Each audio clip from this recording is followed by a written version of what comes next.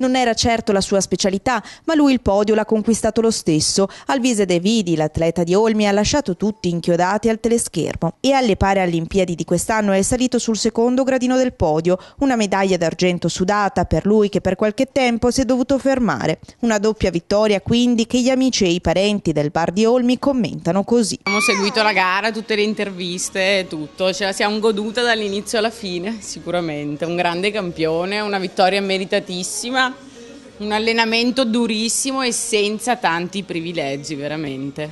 Meritato. È una persona insomma impegnatissima da tanto per questo sport.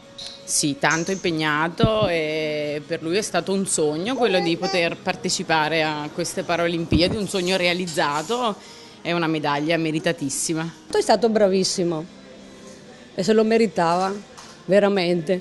Tanti sforzi per arrivare a questo risultato. Visto che è stato anche tanto fermo, è stato bravissimo, lo meritava veramente. Ci ha abituato a questi successi? Chi? Alvise ci ha abituato a questi... Sì, io no, per me è veramente una soddisfazione. Si tratta della sua 14ª medaglia consecutiva ai Giochi Olimpici, un successo che per lui, nato a San Biagio di Callalta il 30 aprile 1966, si è praticamente duplicato. La sua tetraplegia, dovuta a un tuffo sbagliato al mare, non lo ha mai fermato.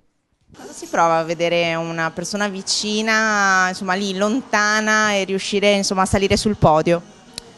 È un'emozione particolare vedere il tricolore appoggiato sulle spalle di un parente, come diceva anche mio fratello ieri sera al telefono, è un'emozione molto particolare, molto forte.